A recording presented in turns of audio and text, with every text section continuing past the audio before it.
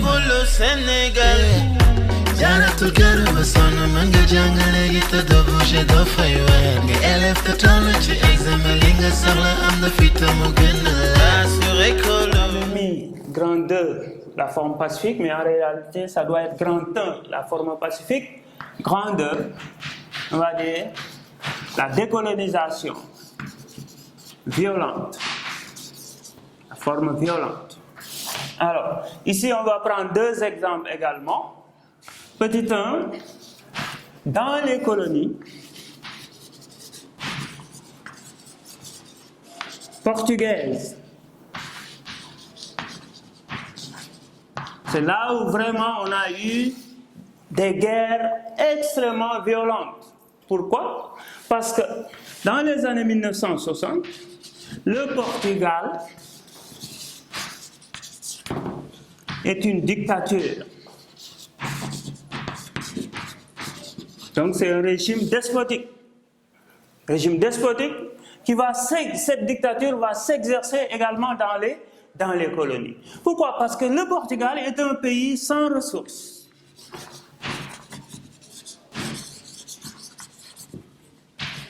Sans ressources, un pays arriéré. Presque sous-développé en Europe. Pays sous-développé d'Europe.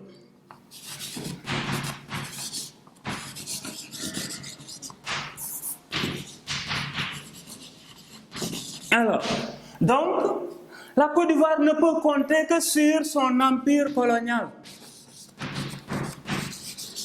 Par contre, il a un empire colonial riche en ressources naturelles. Exemple, l'Angola, avec ses ressources pétrolières, le Mozambique,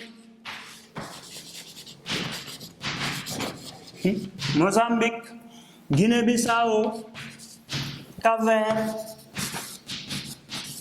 Alors, surtout l'Angola et la Mozambique sont très riches en ressources naturelles. Les ressources pétrolières de l'Angola, évidemment, le Portugal ne veut pas les laisser derrière. Donc, elle va insister pour maintenir sa domination dans son empire colonial. Seule ressource, seule réserve capable de lui fournir des matières premières en tant que pays presque pauvre d'Europe à cette époque. C'est un pays arriéré en Europe. Alors, ensuite, le système colonial portugais est un système d'administration directe comme la France. Administration directe. Ensuite, basée sur la spoliation des terres. Ça veut dire quoi? Toutes les terres des colonies sont entre les mains des colons portugais. Ensuite, il y a l'exclusion des populations locales.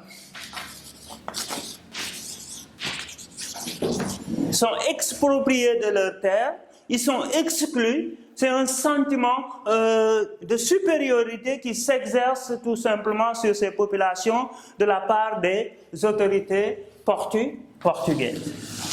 Alors, face à cette situation, la seule option qui restait aux colonies, c'était de prendre les armes. C'est pour cela que dans toutes les colonies portugaises, des mouvements de libération vont se développer.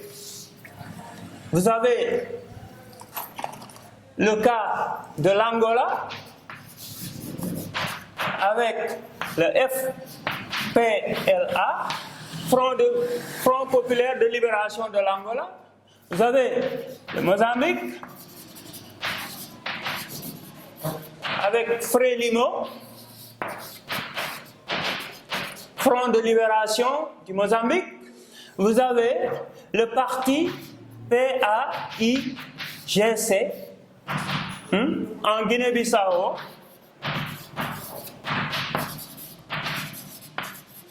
Et au Cap-Vert. Parti africain de l'indépendance de la Guinée-Bissau et du Cap-Vert. Alors, tous ces mouvements-là vont prendre les armes et obtenir le soutien de l'URSS. Oui, ils vont obtenir le soutien de l'URSS pour faire face aux colonisateurs portugais. Et ça se passe dans les années 70.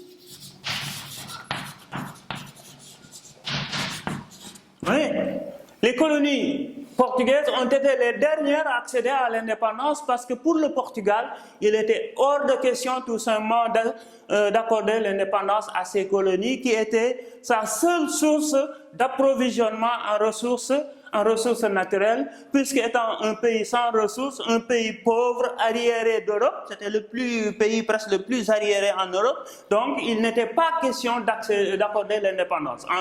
En plus, les colons portugais s'étaient accaparés de toutes les terres tout simplement des colonies et donc avaient développé, d'ailleurs c'était presque des colonies de peuplement parce que beaucoup de colons vont s'installer dans ces colonies, et fonder des familles et développer des exploitations agricoles. Toute l'économie était entre les mains des colons portugais. C'est pour là, quand vous allez dans ces colonies, vous voyez beaucoup de métis, il y a beaucoup de métissage entre les Portugais et les populations locales, et ça donne ce que vous voyez dans les blancs que vous voyez dans ces pays comme l'Angola, le Mozambique. Alors, mais malgré sa détermination à maintenir son empire colonial, ces mouvements de libération vont mener des guerres extrêmement violentes, douloureuses, qui vont obtenir le soutien de l'opinion publique africaine, mais également des partis politiques africains qui vont soutenir ces mouvements, qui vont dénoncer les guerres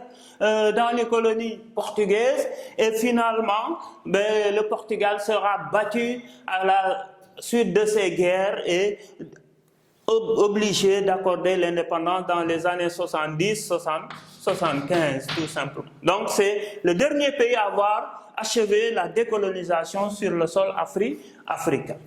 Alors, dans les colonies portugaises, donc la décolonisation a été violente. Mais il n'y a pas que le Portugal qui a connu des guerres dans le processus de décolonisation. Vous avez également, dans les colonies françaises,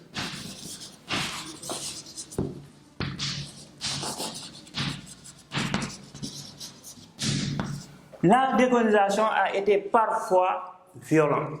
Alors, ici on va prendre deux exemples. Nous avons d'abord l'Indochine, la guerre d'Indochine,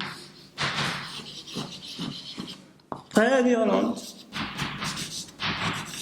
Pourquoi? Parce que tout simplement, la France, après le départ du Japon, a cherché à occuper les territoires abandonnés par l'empire du soleil levant, le Japon. Alors, mais c'était sans compter que le Japon avait armé les populations en vue d'une possible occupation coloniale européenne. Donc, pour éviter que ces territoires abandonnés tombent entre les mains des Européens, les Japonais avaient fourni beaucoup d'armes à ces populations avant de partir.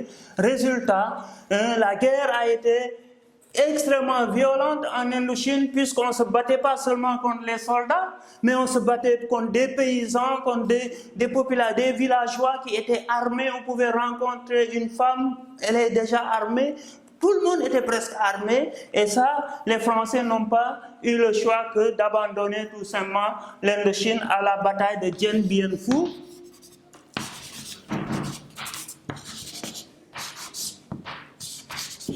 Alors, qui a marqué la défaite de la France et donc l'indépendance de l'Indochine, mais divisée entre le Laos, le Cambodge, le Vietnam du Nord, Vietnam du Sud, sans compter, n'oubliez pas, le soutien dans cette guerre de l'URSS.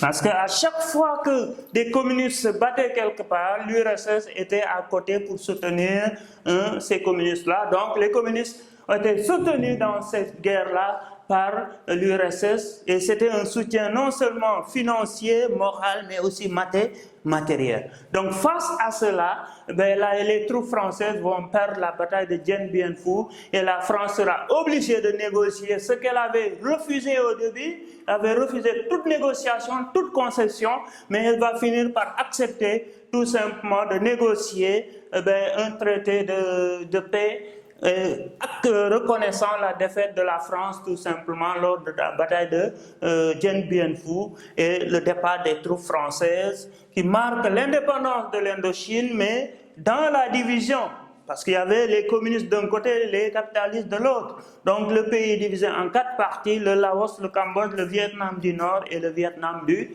Sud. Sénégal.